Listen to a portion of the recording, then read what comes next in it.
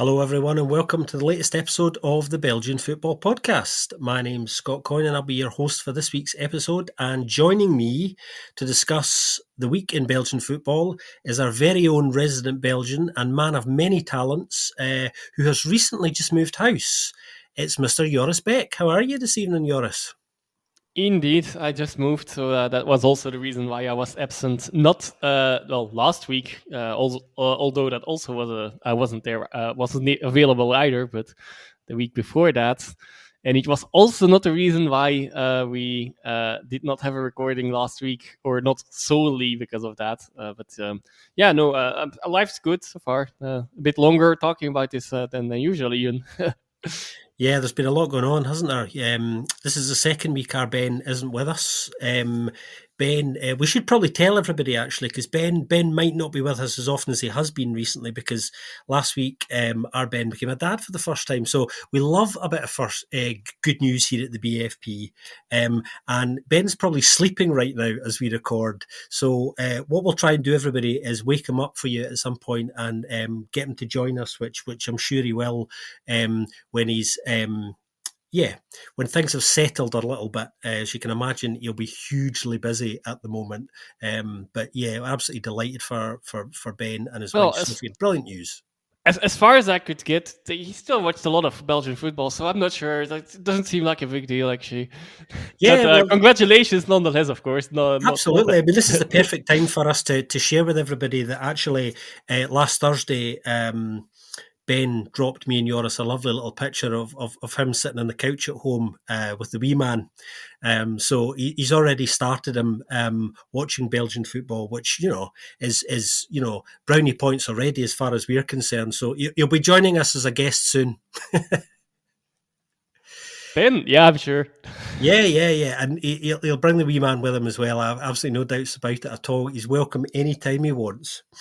Let's dive in, shall we, Joris? Shall we get into the guts of this, as they say, and start with playoff one, the Champions playoff. We score round up, just in case you don't know the scores this week, everybody. Joris' side, Genk, drew 1 each with Cercle.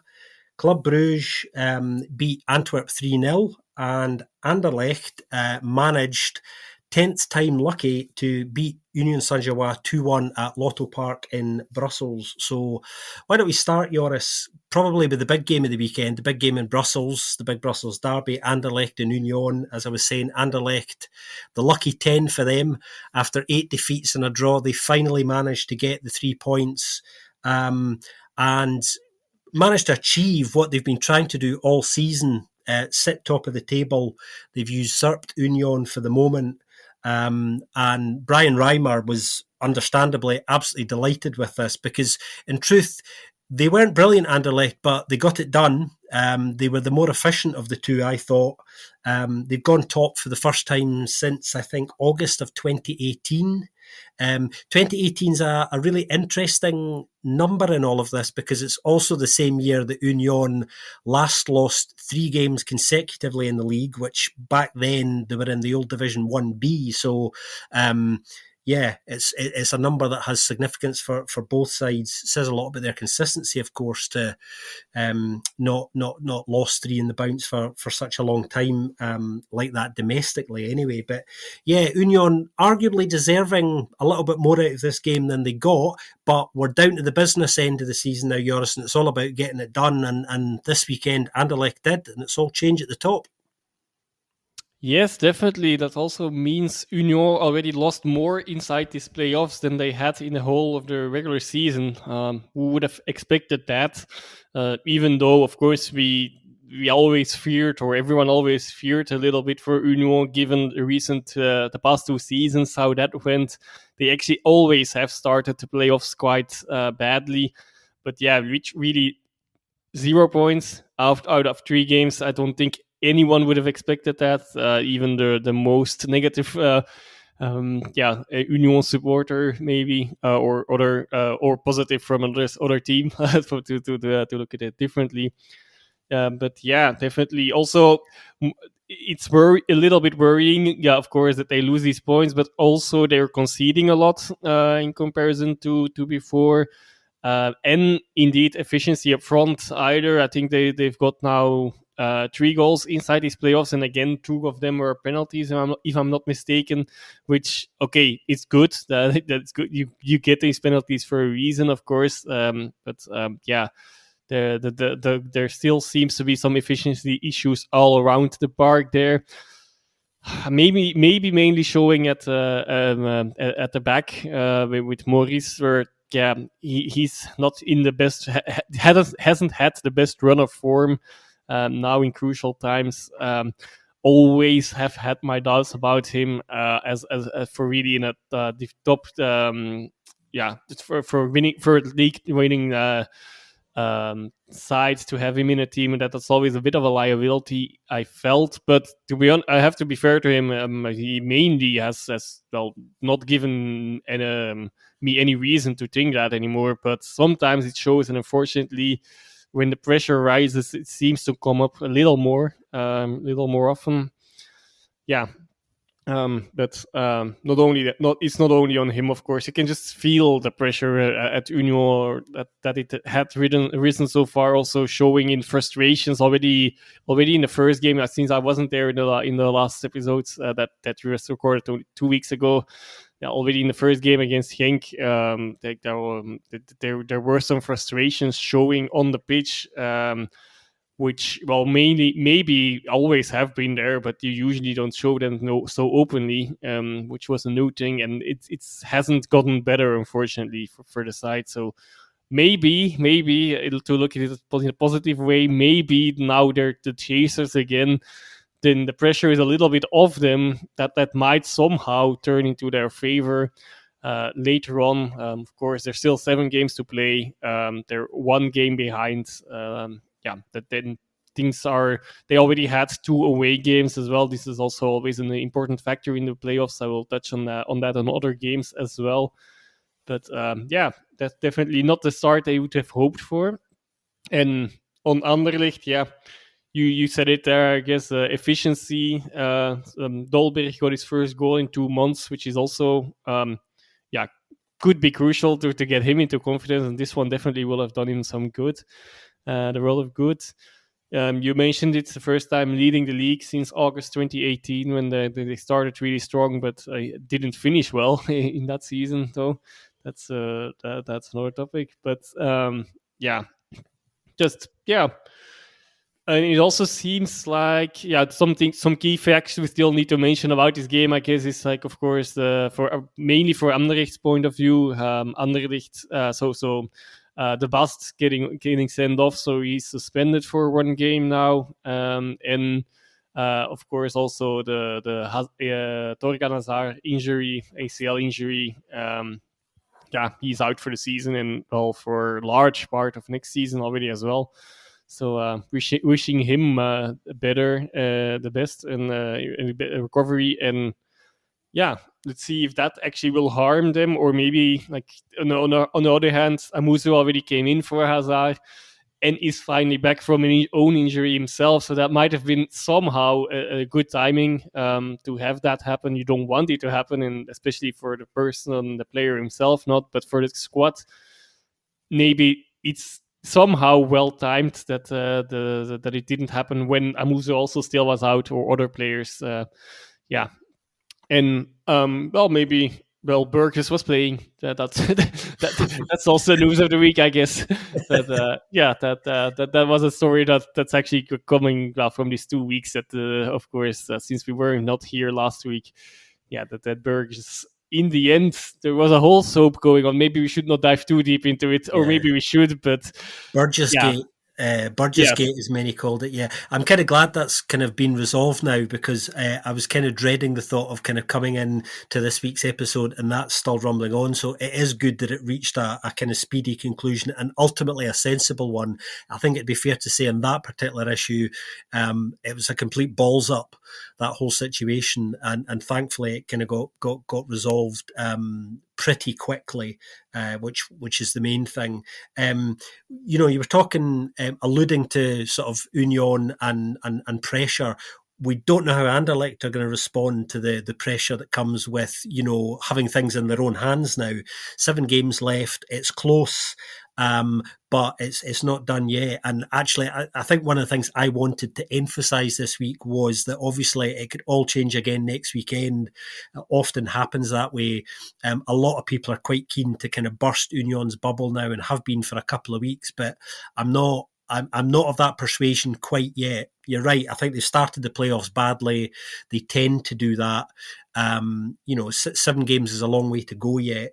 They have a huge game obviously coming up this weekend. They've got a home game against Club Brugge in Brussels, and it is kind of a must-win game obviously. If they were to lose that or even drop points and draw, I think it would be a different conversation we're probably having next week. And it'll be really interesting to see how they respond to that, because as I was alluding to earlier, they didn't really play that badly. They're just not taking their chances at the moment, and that's obviously something they've been doing consistently throughout the whole season, even when they weren't completely at their best, and now that seems to have gone. I think they've been very honest about acknowledging the pressure. Obviously, Alexander Blesson had that moment a couple of weeks ago in his press conference where he came out and was kind of quite open and aggressive about that in a way that took a lot of people by surprise. I'm of the view that I don't think really helps, because it acknowledges some of that drip feed and just invites negativity, I think. And also a few days ago, Noah Siddiqui was actually saying that there is a bit of nervousness in the camp, which surprised me as well.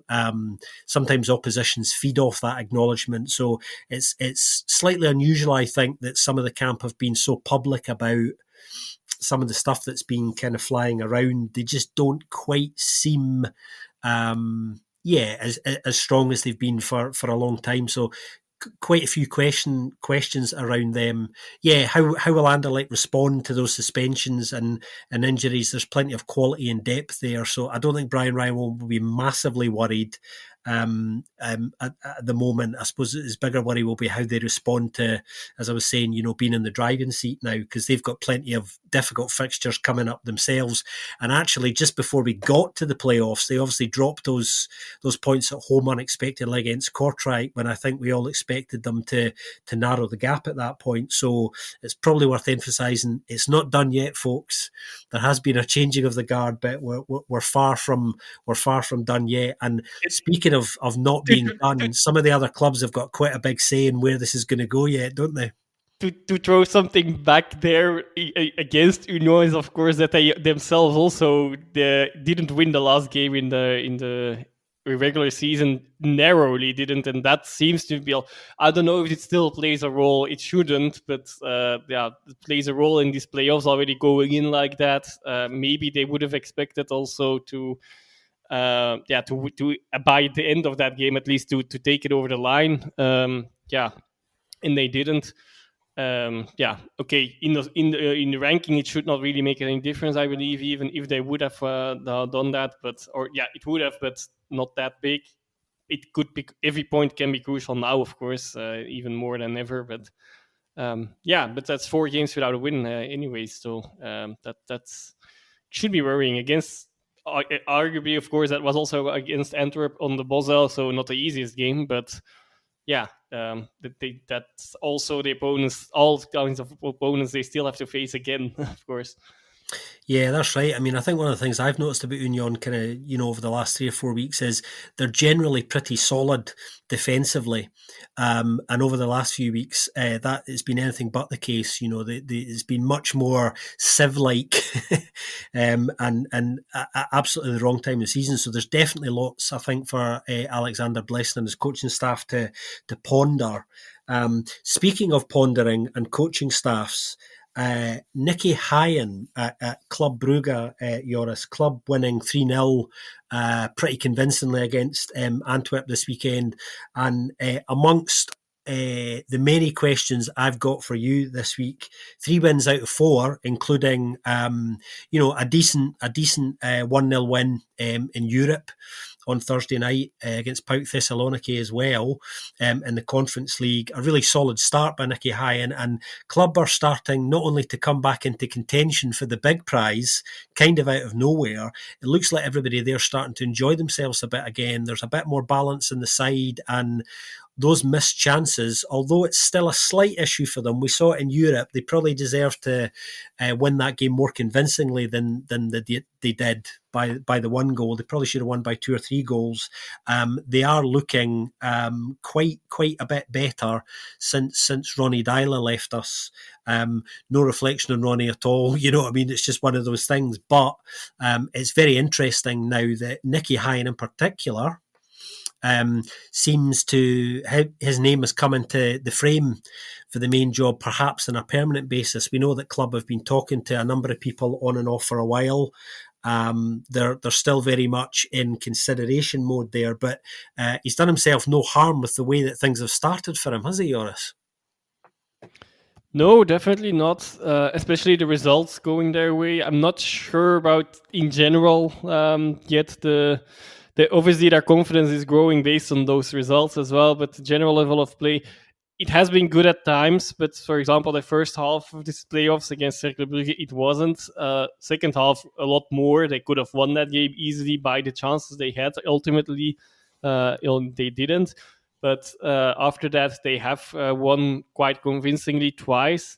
At home, though, there I come back to that as well, of course. They basically, on paper, have had one away game in these playoffs already, of course, but in theory, and at least in traveling time and so on, and in all kinds of build-up towards the game, it's always been home games. Also in the one in Europe, that's actually 4 home games in a row they had. One of those home games between quotation marks, the derby against Cercle Brugge, which was technically away, of course. So that's my main question as well, of course, that they need to pick up points now on away as well in these playoffs. If they do so, they might go far. And also just in general, still a bit, I do feel like they've got a little bit. It's not due to that, but they've not gotten the referee against them yet. Let me say it like that. Like that. Like I feel like the goal against Cercle Brugge, there was a shout. Well, I probably would have said that there was an offside, blocking wireless on side. Similar, there was a goal. The one of the goals against Anderlecht as well. And here, and the first goal against Antwerp also was a little bit of okay. In the end, it was a correct decision in this case, I think. So that's good, but it was very narrow. It could have gone differently, and who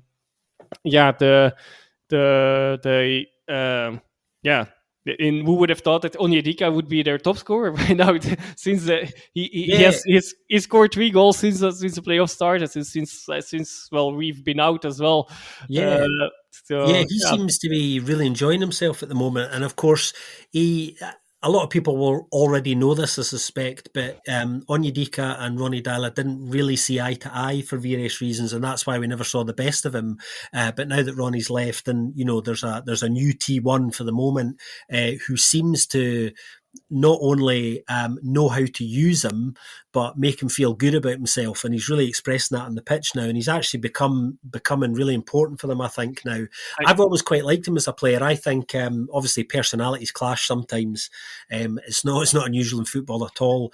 I realize I haven't really circled back, by the way, as well, to your question around Nicky Hine. And, well, I'm not sure. I still don't know. It's still too soon, I guess. But yes, if he goes on this tempo and in winning games and ending in a good position, regardless of what that in the end will be after these playoffs, then maybe he will be in contention for the job, which I'm still then not necessarily convinced about that he is the right man for. But then he definitely gave himself the chance. I think that you could say that.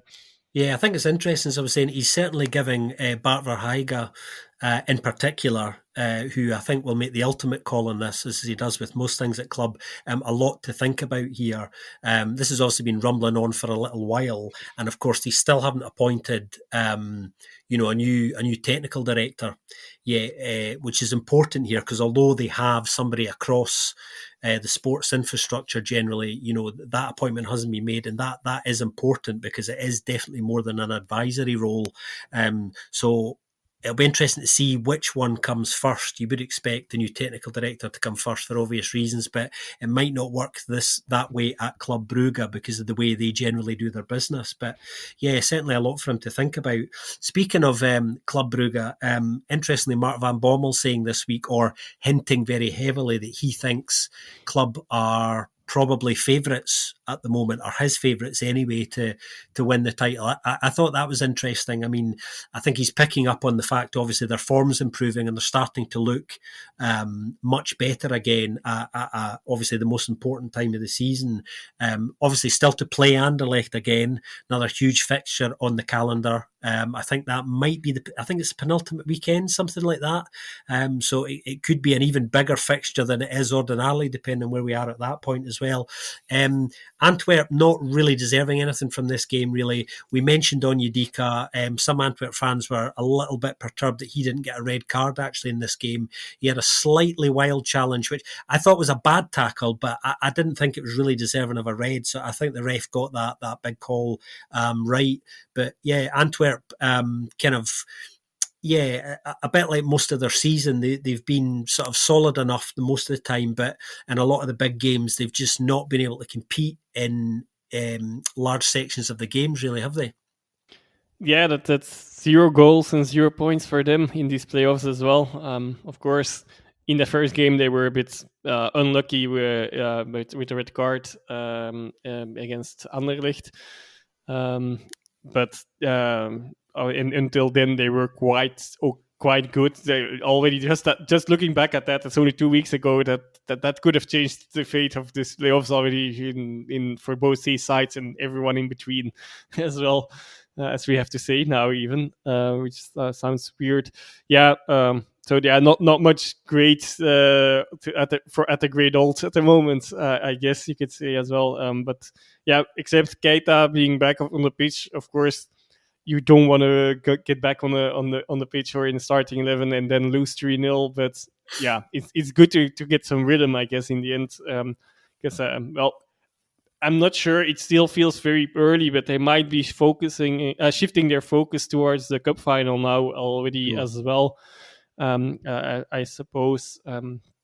Yeah, they were really not really into this game, except for I think the beginning of the second half they had a relatively good spell and one good chance for Ekkelkamp, which could have made it 1-1 at that point. But it didn't happen, didn't capitalize, and yeah, apart from that, they really didn't create that much. I just only want to, and it's not for Antwerp, just to stay on this game. Like a quick shout out to Skoras to scoring his first goal in the league as well for Club Brugge, which will Yeah, definitely do his confidence a world of good. And that, and it's like we say, like I said before, just winning those games. It's very much a cliche, but it gives you a confidence boost, and you it might lead to something, or it gets broken down early, like in the first real away game that they have. Of course, so it's. I yeah. wish I had a glass ball to the crystal ball to look into, but I don't. Yeah, I think the psychology of the playoffs is always fascinating because you don't really have to play well actually, and I'm sure that's the message of a lot of coaches. It's really it's the old efficiency thing that I mean that's the one word probably we use 20 times every week here at the BFP. It's actually just about getting the result at this stage of the season, and a lot of coaches won't be too concerned about poorer performances if they get the results, because it's about that obviously, and handling the pressure both positively and negatively. And some sides obviously are managing that at the moment quite well, and others are wrestling with it a bit. Speaking of sides that like to wrestle metaphorically and literally, let's move to your boys, the Genkies. Genk drawing one each with Cercle this weekend. And yeah, how do you feel your side did this week, Joris? Because I thought on the whole they played quite well. Ultimately let down by a nightmare bit of defending, really. Yeah, I agree. Well, I would also still say it was probably their worst performance in these playoffs so far, but regardless, it could have and maybe should have been enough to win against Cercle Brugge here. But yeah, we come back to that efficiency, I suppose, as well. That not only in finishing the chances, but they also didn't create that much themselves, although being largely in control and mainly defensively. Like, I don't know what I'm seeing the last few weeks. The side is really strong there now, and that turned their weakness into a strength with this tactical tweak that Franken did with a five at the back, as well. Unfortunately, yes, it's still a game of efficiency. There were probably 90 long balls that the defense had handled really well, but ultimately there's one that they didn't. And yeah, okay, it's a sequence of errors even as well. Of course, first Yeah. Sadiq missing the ball or misjudging the ball initially, probably first, then missing the ball. Then Van der Voort trying to hold the ball instead of maybe just going for a safer option of pushing it out, pushing it wide. Yeah, and then of course being unlucky a little bit that it where it ends up at the feet of Olaigbe, we got equalized. But the first half from Genk was really strong.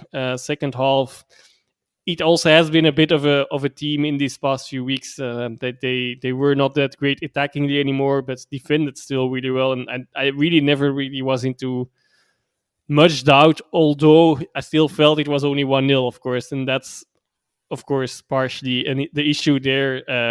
They didn't create enough themselves, and they should have probably scored a bit more in the first half, specifically.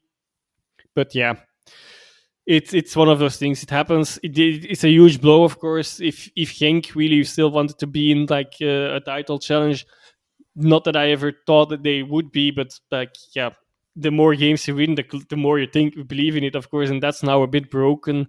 Unfortunately, for me and for the fellow Genk fans, few more things to mention about this game, around this game. Maybe also first about Genk as well, so that's their 20th home playoff game unbeaten run now, so they haven't lost in 8 years.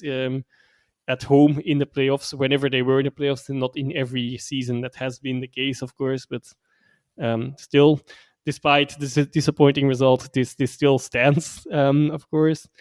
What can I say as well? Yeah, Galarza. I don't know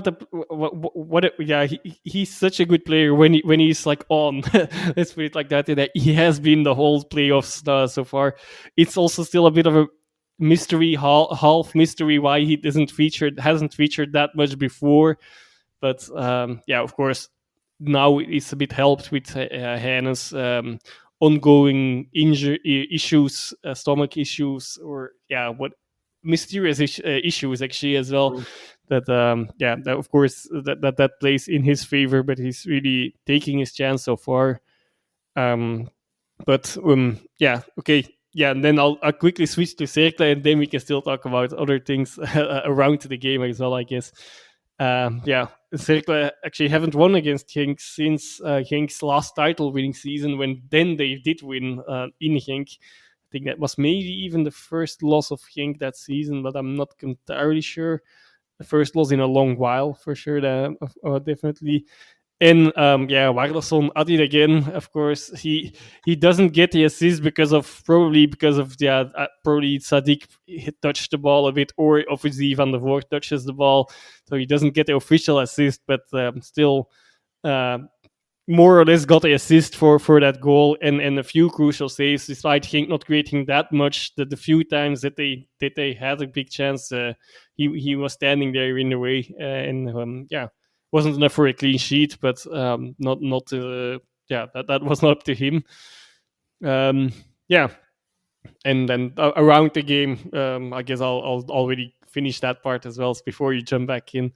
They're both sides had an action against sexual abusive behavior, or I'm not sure if I should mention it like that, if that's a correct translation, but more or less in that direction anyway, against sexual violence, of course, where both sides were shirts of with names of them, victims of this kind of behavior. And Yeah, okay. Maybe I should have started with this because it's a bit more trivial after this one. But of course, worth mentioning Cercle being 125 years old now officially as well. So yeah, congratulations, Cercle on that. Yeah, jubilee. Yeah, yeah, they had they released some nice pictures actually over the last week. They had some functions, some events that obviously the club had organised to celebrate that birthday that were rather nice. And interestingly as well, that this all kind of coincides with Cercla being undefeated in the playoffs so far. And we spoke at the end of the regular season about what an achievement it was for them and an incredible reward for how consistent they've been, and just that strategy and template that's in place and the adherence to that, the alignment across the club is working, and this kind of proves it. And to go undefeated to start the playoffs kind of quite strongly suggests that not only deserve their place, but they're not here to make up the numbers. That's for sure. Mira Muzic has said that a couple of times. They're here really to challenge, and this is a side I think believe in themselves, because they can, start the playoffs quite strongly like this and do well. So they haven't really taken their foot off the pedal since qualifying for the playoffs, which is important as well. So that tells me they're enjoying themselves still, Yeah, and they haven't settled just for achieving that after after historic spot. after 2 games they already reached more. Well, so now it's already an additional point, but after 2 games they already had more points than they had against the same sides in the regular season. So that's definitely a boost for them. Yeah, and also looking at that home away schedule, I guess like they dropped 2 points at home. Like the idea is that that okay, not that they will win the title. I don't think anyone at Cercle would have thought that, but that you have good playoffs, or ideally you win your home games and you draw your away games, of course. So that's definitely yeah. They're on schedule for that because initially they dropped 2 points against Club Brugge, then technically, but they won away against Union, so they did their job there, and then now they drew away from home again. So that's yeah, all on schedule. Same goes for Genk actually. So they had one a home game, they had one an away game. Mm. Now they dropped 2 points at home. Yeah, it's all quite level on that, and yeah, that's also why I'm still interested to jump back to that as well, like how Club Brugge will do win their first real away game. But yeah, we'll find out later.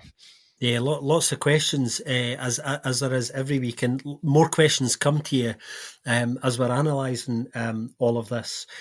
Let's move on, shall we, to playoff two, the European playoff, which is starting to hot up a little bit. There was a feeling that maybe Ghent were going to run away run away with it as they have done recently in the past as well. But things are getting quite interesting now. Obviously. Score roundup for you in playoff two. St Truden drew 3 each with Standard.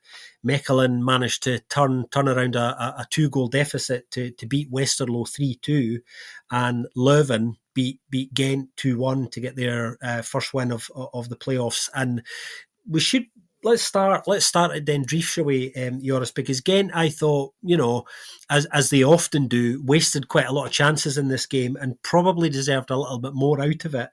And this has kind of opened the door with Mechelen winning to make it really interesting, because they, not only are Mechelen hot on Ghent's heels now, as they would hope and expect to be, but St Truden aren't out of it yet at all either. Yeah, that's still I would still call that an outside chance for Sint-Truiden, but yes, regardless of that, yeah, definitely a few interesting facts about the game between Leuven and Ghent as well. I haven't completely watched that myself, admittedly, but it was their first Leuven win against Ghent at home. It was also Van Hazenbroek's first loss against Leuven with any team he has managed. That is. And well, for the rest, I didn't really notice that much in this game. Yes, Ghent failed to score. They probably should have scored a few more. But was good to see Martens back, especially his second. I think it was a second goal. His finish was really good. Was really a striker's finish, and we all know that they have been lacking a striker. Even though I have to give okay, it's a bit of a lame shout out, but to their striker, Wout Brunes, who actually finished off really nicely for the third goal. What would have been a third goal, of course, he was offside, unfortunately for him, but that was a really nice, dink over the keeper. But yeah, and yeah, Gent, yeah, failing to decide these playoffs completely, of course, as well, given other results, and moreover, indeed, giving chances to other teams, especially Mechelen, I would mention there. Yeah, well, of course, interestingly, Mechelen are playing the Buffaloes this weekend, so it's going to get even more interesting. Speaking of Mechelen, obviously, I was saying that they turned the game Or not. around, or not. Yes, yeah, that's another possibility. Yeah, Mechelen managing to turn the game around against Westerlo after going 2-0 down. I suppose the real turning point, arguably, is Romeo Vermant's red card. Obviously, everything changes then. It becomes a completely different second half at that point. It allows Mechelen to really have a go and step it up a gear. But I don't know, the Vermont red card, aside from being quite funny, on the whole, I don't think I've ever seen two separate yellow cards within, I think it was 4 seconds. Was it 4 seconds, Joris? Something like that.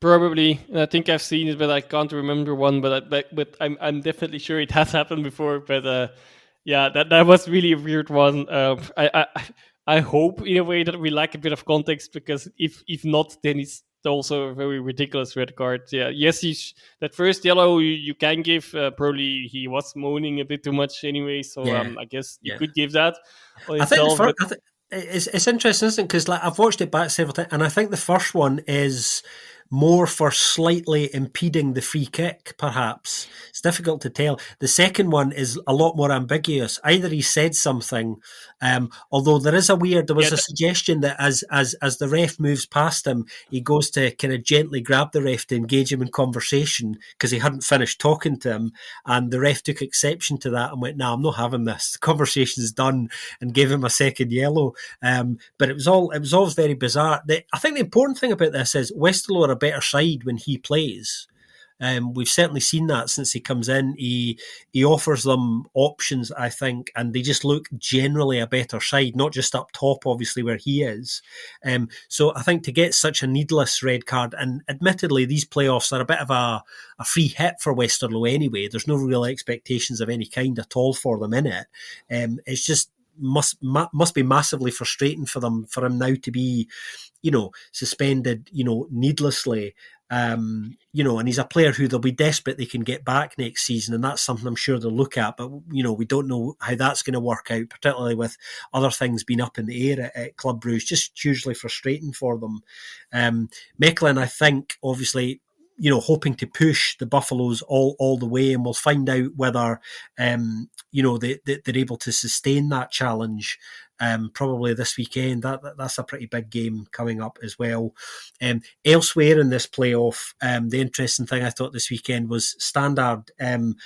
Still unable to kill games, looked like they were going to get the points this weekend, conceded twice late on, and they now are winless, I think, in 13 playoff games in total. So their playoff luck is no better than their luck throughout the regular season at the moment. A club that we're going to see a lot of changing in the summer as well. So their form isn't really improving, is it, Joris?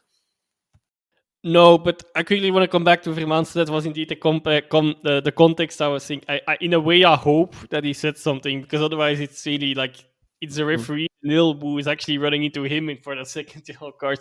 And it very much looks like that he gives him the second yellow card for that, indeed. But like he's the one actually to the offender. So if there is any offender, or even in this case, of course, it would not be Vermans. But yeah. Also, on the whole, of these playoffs, I'll also try to be a bit more wholesome. Slimani first goal important. Go Mm. about scoring really streak in a way as well. Also, yet another comeback in the Europe playoffs in that game. Another one, indeed, already also taking place here in a minor way between Sint-Truiden and Standaard. But also last week, Mechelen actually experienced the opposite of what they achieved here, losing 3-2 against Sint-Truiden after leading 2-0.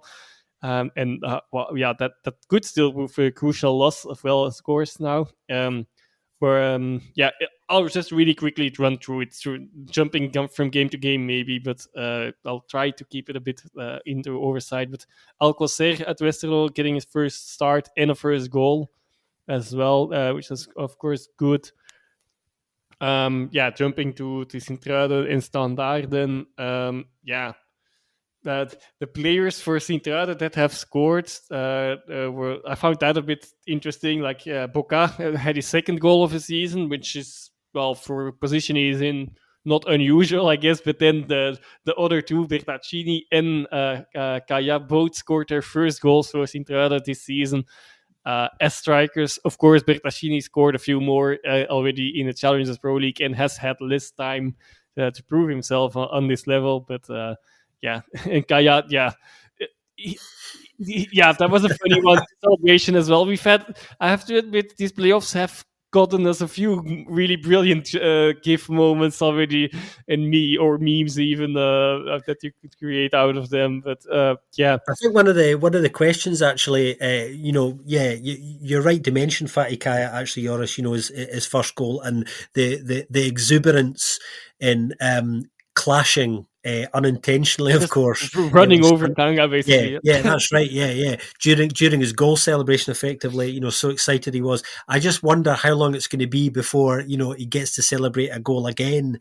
That's something that I'm going to be watching out for, because I think all of us thought that he probably wasn't going to score at all. So yeah, it was actually a really nice moment. Kanga's face too. He looked like he was going to lamp him. To be honest, he was none too happy, but then maybe he'd completely forgotten the fact that it was his first goal as well. So yeah, a really entertainment moment, that's for sure. Yeah, and the one thing I have to say for Standard, okay, in this one they had the cameo role, I guess, only, but for in this entertainment factor, but they seem to be a bit more entertaining now. The pressure is off. Regardless, it depends a bit. They also already had a 0-0 in these playoffs as well, but at least last Friday they were. Like the brilliant second goal from Balikwisha. So go watch that back if you haven't seen it. But yeah, they still have that lingering issue that doesn't seem to go away from not being able to really clinch games and get them over the line. That comes once in a while back and a bit too often. Of course, now it doesn't really matter for them. Their season is effectively over. For Sint-Truiden, I would say I have noted down draw just not enough to keep them in this Europe playoff race. But yeah, okay. Given Gent lost, maybe I have to retract those words temporarily. I fear, though. I don't think they will actually be, but they can still dream, and that's something. Yeah, It's important to be absolutely. able to dream. Yeah, absolutely. It's really important. And they're actually scoring quite a lot of goals at the moment. For a lot of this season, they've been playing really well, scoring in games, but not being able to kill games. And, although they came from behind, with two late goals this weekend, they are actually starting to take slightly more of their chances, which I think is really encouraging. And they've actually responded quite well in these playoffs, even though, like you were saying, nobody really expects them to clinch that European spot, but they've got themselves into a position where, if they can maintain the goal scoring output that they've had since the playoffs started, and some other things go their way, then kind of who knows? It's certainly interesting at the moment. Anyway, there's no doubt about that. Speaking of interest, let's jump on to the relegation playoff, kind of playoff three. Molenbeek beating Eupen 3-1 and Kortrijk losing 2-1 at home to Charleroi.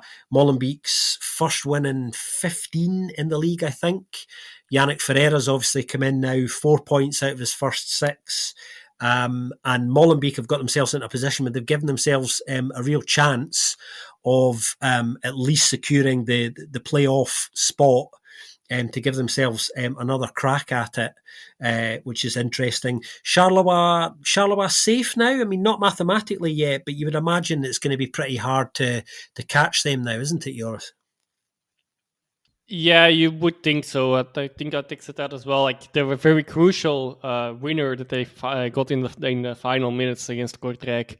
Because at one point in this game, they actually virtually were very much into this whole race of even going for the going down immediately. Now I feel like they're 8 points ahead of two sides. And 6 points of the other one with only 12 to go in this playoffs as well, of course. So they should be safe. Indeed, they really need to maybe one win. Might also be worth mentioning for context as well, of course, to mention that first the first games that they had in these playoffs, which were all draws as well. Well, two draws, but since we haven't talked about them, that didn't change anything in the complexion. Except, of course, again this home and away difference. But yeah, now Charleroi has broken that a little bit already as well with winning away from home. Molenbeek, yeah, really starting really strong, and then maybe they finally got on the right appointment in Yannick Ferreira.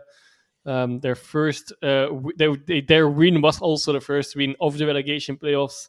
That in front of an empty stadium, to talk about the home and away thing again a little bit as well. Although quite some fans had gathered right outside of the stadium, Yeah. and the players even celebrated outside of them. But yeah, first win. Well, you already said it was a long streak, but also first win in 2024. That meant, and Gaye hadn't scored since the middle of December. I believe it was the 16th of December, which was also this last win. So that could be good for him and them as well. Even though he initially actually missed the penalty, where who was it? Abe, I believe, scored the first goal on in the rebound. Abe also with a really nice header Mm. for the second goal. Actually, yeah, for Eupen, Solina back in goal might be worth mentioning. And Bialik finally getting some minutes as well now. But yeah, will it be enough to save them? Well, everything is really still to play for outside of Mm. that spot. That the real safe spot is probably not to give him anymore. But yeah, there's only 2 points still between the three sides fighting for one chance of survival still. And yeah, and well, also worth mentioning, Eupen tripled their amount of penalties that they got inside this game. That they had gotten only one in the regular season.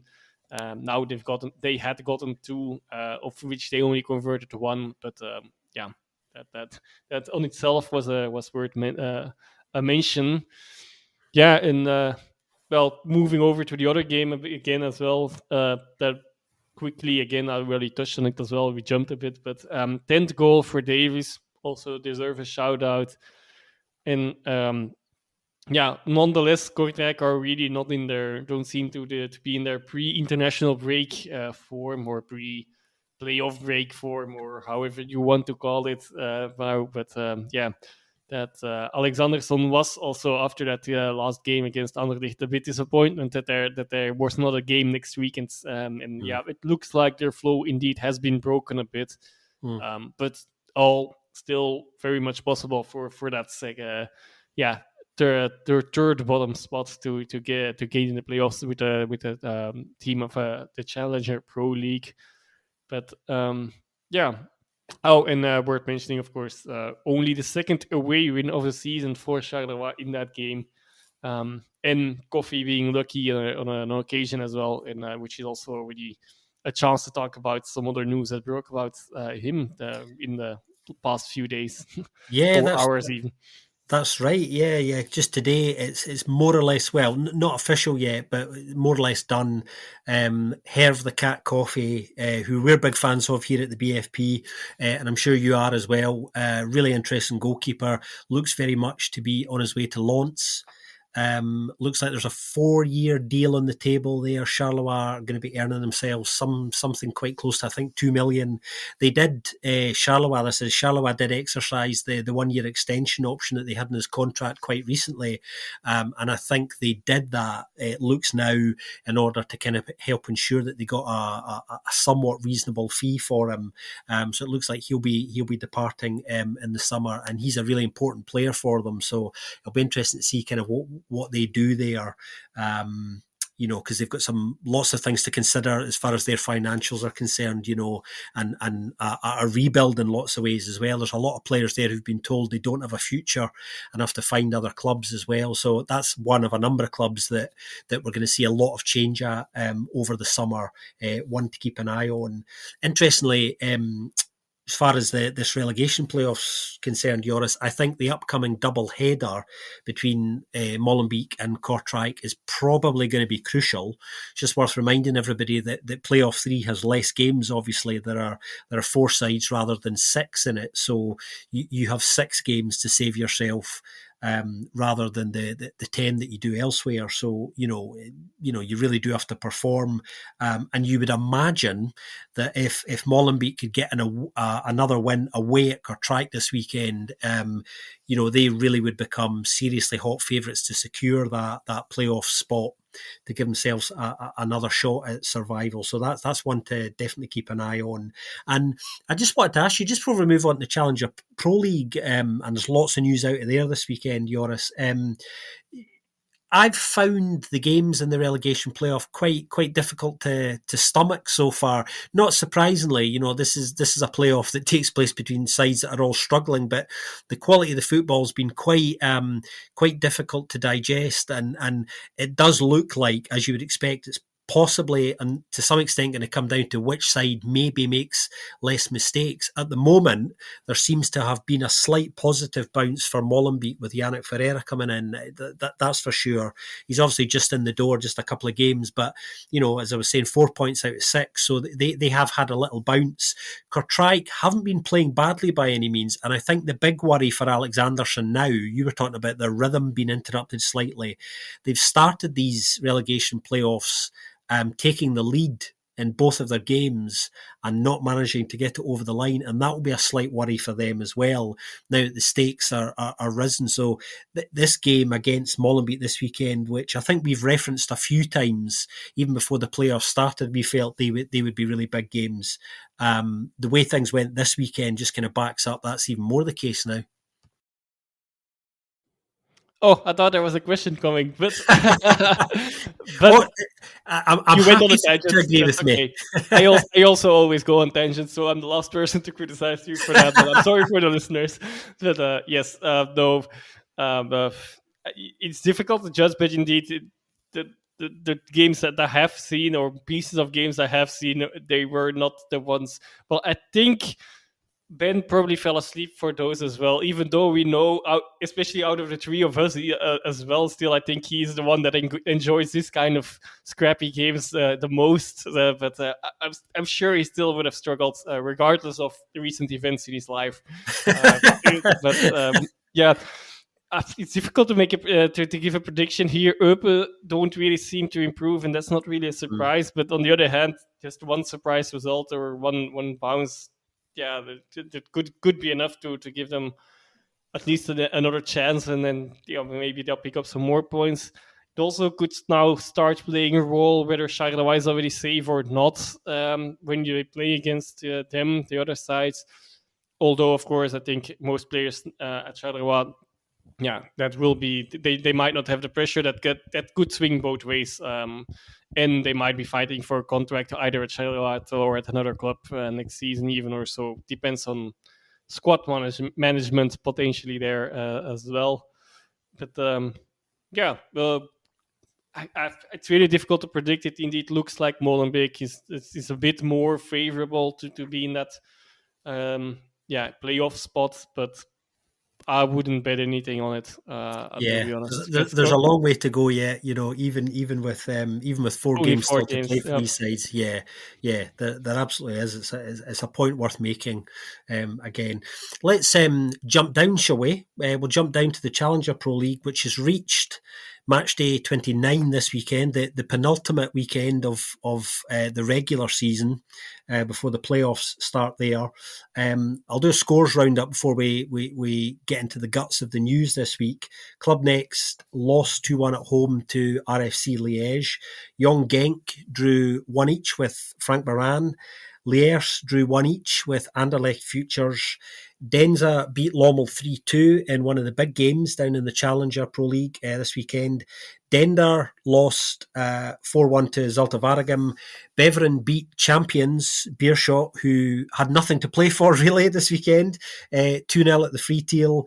SL16 lost 2-1 to Sarang, and Patro Eisden lost 3-2 to Oostende. So a lot happening down in the Challenger Pro League because things are reaching kind of the critical stages there.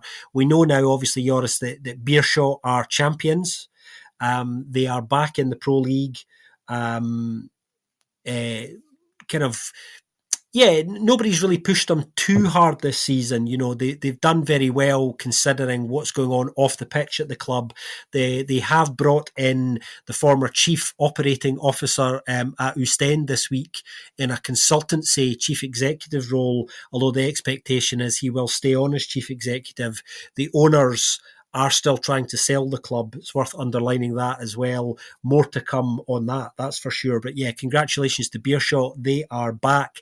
We have an Antwerp derby back on the fixture schedule next season. What we don't know yet is the battle for that second automatic promotion spot is going to go to the final weekend, as we've been saying for ages that we thought it would. It's between obviously Dender, Denza and Lommel. Dender hot favourites. All they have to do is win. They are away to Frank Baran this coming weekend. Quite a favourable fixture for them. Win that and they are promoted along with Beerschot. Denza and Lommel have to win. Hope Dender lose. Lommel need both Dender and Denza to lose and them to win. So there's a few different connotations here, but Dender start very much as favourites. Worth pointing out as well that RFC Liège are still in with an outside chance of squeaking into the playoffs as well on the final weekend. SL16 as well, they're gone now. They're relegated. They disappear to amateur football. And the other big unknown, which will reach its conclusion this weekend, Joris, is the second automatic relegation spot. Will it be Sarang or will it be Oostende who go? Very interesting this weekend. It looked like results were going to go against both these clubs, but they both got good results in the end, which mean going into the final weekend, Oostende have to win to ensure that they stay up. Sarang have to win and hope that Oostende don't if they're going to spring a surprise on the last weekend. Lots going on at Sarang this week. We learned that Bernard Serine, the president there, who's also the president at Metz, the parent club, wants to sell. So perhaps that's a sign that they've washed their hands of them now and think they're going down. Whether they go down or not this weekend, we don't know whether that'll influence any potential sale, but they are talking apparently to some local Liège entrepreneurs, which is interesting. So the club may yet end up in local hands, but lots to look out for down there this weekend, Joris, eh?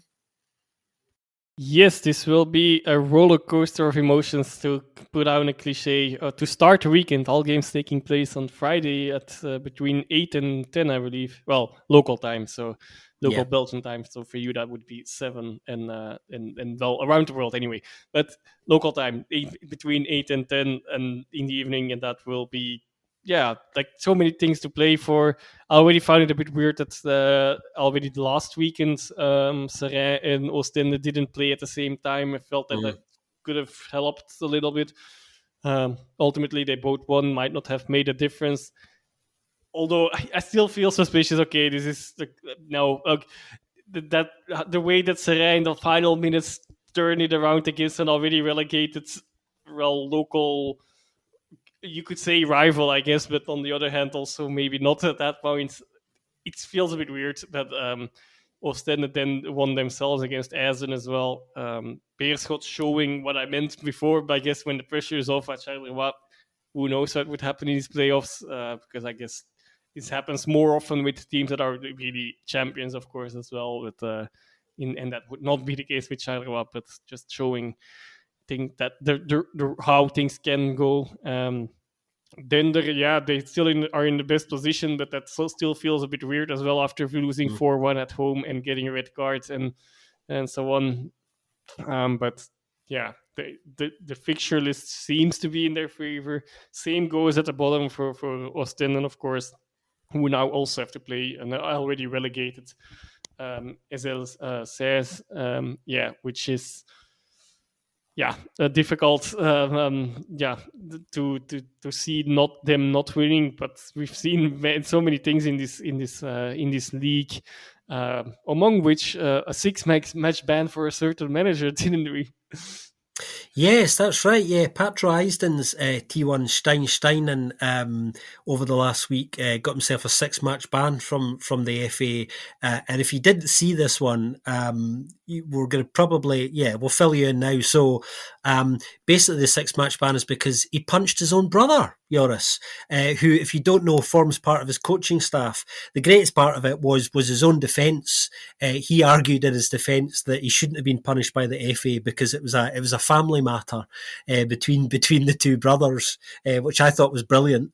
It didn't wash, of course, but yeah, that gave me a bit of amusement this week. And also, of course, mentioning the 6 matches on its own is, I don't know how many would we have received, but it's also because of some precedents, which some outstanding conditional That he had. I think the all add initial. up. Yeah, you're right. The initial ban, I think, is just for 2 games, but there was conditional suspended bans that have now become active because of this, which totals 6. So yeah, it's as funny as it is bizarre as well. They do say you shouldn't work with relatives. Maybe Stein will take that advice now. Maybe Imagine them going up now ultimately, and then having to miss him in the first games already. Okay, I first want to say missing 1 game, but now I realized, of course, there are 2 of those extra games would already be. No, well, the games would be in the playoffs anyway, so my comment does not really make sense. My bad. But still, going into these playoffs without your manager for most part of these playoffs is actually would already be a weird feat on its own. Yeah, it's pretty wild, and it's a great point, Joris. Patro Eisden are kind of certain to be taking part in the playoffs. So yeah, this ban could yet come back to bite both brothers in a way that they didn't expect. Loads to watch out for, as Joris was saying. It's going to be wild this weekend as that reaches its conclusion. We often joke about double screening here at the BFP, watching more than 1 game at once. This might be a weekend where I might have to have 3 screens on the go at the one time, because obviously there's Denza are going for it, as our Lommel and Dender, and then down at the bottom, as you were saying, Joris, Oostende are at home in the final weekend against SL16, which, given a choice, that might be most sides' pick of the fixtures in that situation, but it doesn't always work like that, of course. So nothing is done yet. Sarang at home on the final weekend to Denza, who of course are going to be pushing really hard to try and squeak that last automatic promotion spot. So both those sides have got a lot to play for, and that Sarang Denza game could be a goal fest. For various reasons. So, if you're going to watch one of them, that might be the one to kind of keep an eye on, I think. What do you reckon, Joris? Well, yeah, it's just going to be madness. I don't know. I don't know which one to pick an eye on. To take an eye on, pick out here. Yeah, or you could just very little. Where's not anything at stake, nothing at stake because of all that. Of course, 6 teams at least fighting for playoffs, but then also teams in the playoffs fighting for promotion straight away still. And then, of course, at the bottom there's some things going on. Then there's the side story, which is less interesting, admittedly, but of who's going to become the better of the youth sides and so on as well. Yeah, but just I think in all of the games, there's so much at stake. Okay, so literally all games are interesting. And then I was mistaken. There's one game that takes place on Saturday between the futures from Anderlecht and Club Next, because both these sides don't have anything to play for, which by default then means that all, like I said, all these other games have things at stake for the teams in involved. At least one side in those games, and generally both sides still are fighting for something. Yeah, that's right. I mean, we've been saying this for weeks now, the three of us. The Challenger Pro League's been getting really, really exciting, particularly in the second half of the season. And the competitiveness down there is really, really wild. And, you do not want to be the side, whether it's Molenbeek or somebody else, coming into that relegation playoff final, playing against one of these sides, because, absolutely nothing is guaranteed at all. And there's been lots of sides who, we expected to do better this year that haven't, one of which obviously is Beveren, of course, who, although they still stand a very, very slim outside mathematical chance of squeaking in, highly unlikely, they today, a bit of news out of the Free Teal, Tom van den Abeel, the sporting director there, parted company with the club. Things haven't really worked out with the players that came in this season, and the fans have been quite vociferous and vocal in their opposition to Tom van den Abeel's contribution this season. The Beveren fans, I think, blame Tom van den Abeel for the most part for the way the season's panned out. It's always not as simple as that. There are a number of issues at play, but yeah, Tom van den Abeel has left the club this afternoon, Joris, and they are now on the hunt both for a T1 and a new sporting director. So lots for the owners at Beveren to ponder over the next few weeks as they plan ahead for next year. Yep, definitely, and that goes for a few clubs, I think, as well. I'm curious if Zulte Waregem would miss out on these playoffs, then you can also only call their season a disaster, given the amount of money that they still have in the squad, and that hasn't paid off, which you already can say, I guess. But maybe they still get away with it. That there's still that chance through these playoffs, but. Regardless of that, it hasn't been their best season. Also, circling back to one of the things you said before, which is also in sportive ways not so important at the moment yet, but Beerschot appointing Torsten Thijs there. I don't know what's happening. Why do clubs keep making these stupid mistakes in their decisions? Yes, I might have eggs in my face in a year or so, but like I don't think so. Why would that ever be a good appointment? I have no idea.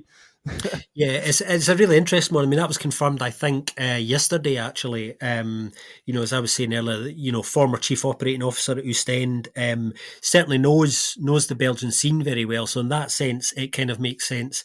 Lots of interesting things that I was alluding to about Beerschot off the pitch. Obviously, the owners are still looking to sell, but as we now know, there is a bit of a disagreement at board level about who the club should sell to. Some of the board members would like to sell to potential Chinese investors. The current owners wouldn't like to do that, so that there's no real agreement in terms of where we're going with this. So there is some potential trouble on the horizon there, perhaps, that probably isn't going to be a positive influence on the park. So you would hope over the summer that they could resolve that in a way that puts them in a better position going into the start of next season, now that they're back in the Pro League. But that's something to keep an eye on, because it's definitely worrying. And when I saw that confirmed yesterday, I thought, much like you, Joris, I thought, I'm not convinced by this. It doesn't reassure me looking at this from the outside at all.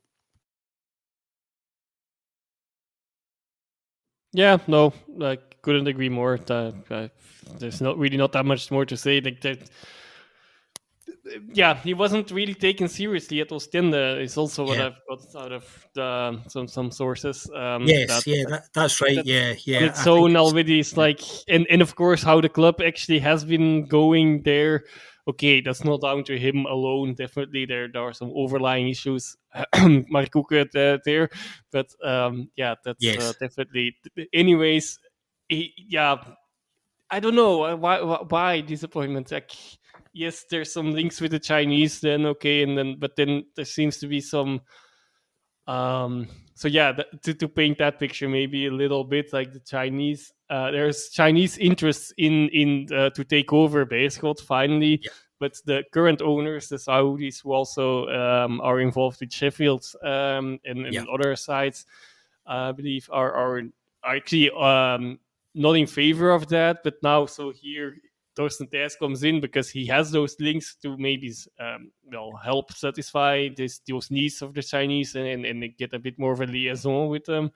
And they based on more like other people inside the club. I think it's more like the regional Flemish people still in the club, without naming names here. But yeah, just yeah, there's definitely some things going on behind the scenes there, as you already alluded to.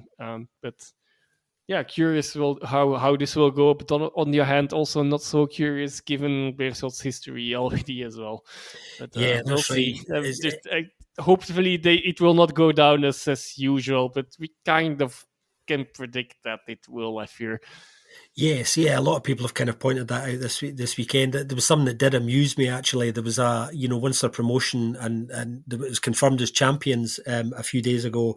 There was some people talking on social media, what to expect from Beerschot next season, and of course that was a bit of a gift to Beerschot's rivals, Antwerp fans, who en masse said not very much, which was to be expected. So be careful what questions you ask on social media. That's what I would say. But yeah, I Yeah, mean, congratulations to them. They're that's for back, sure. but they do have some issues to grapple with there, don't they? To kind of get their house in order, if you like. Yeah.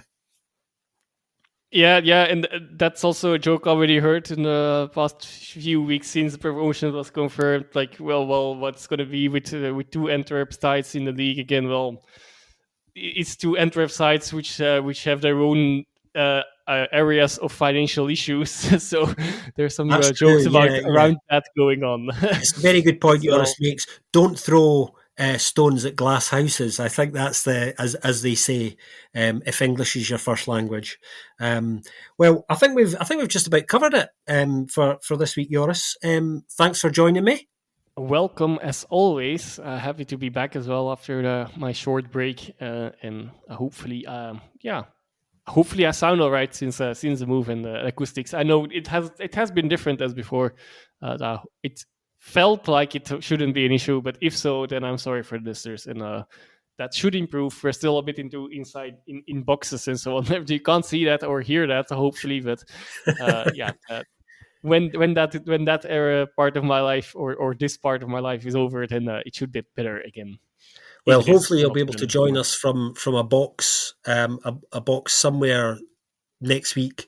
To be honest, yes, the boxes could be more acoustically, available or better suited Yeah, acoustically. I'll discover that issue as well, yeah. or that One thing's for sure, the boxes will option. still be there next week. If you like what we do here at the BFP, and as I always say, why wouldn't you? You do know how to get in touch with us. You can get in touch with each of us individually on our social media, or you can get in touch with us on Instagram or our X account as well. If you really like what we do, then you can leave a little donation at our Buy Me a Coffee account as well, which helps us helps contribute towards some of the running costs of the BFP as well. Whatever you're up to this coming week, take care, have a good week, everybody, and we will speak to you soon on another episode of the Belgian Football Podcast.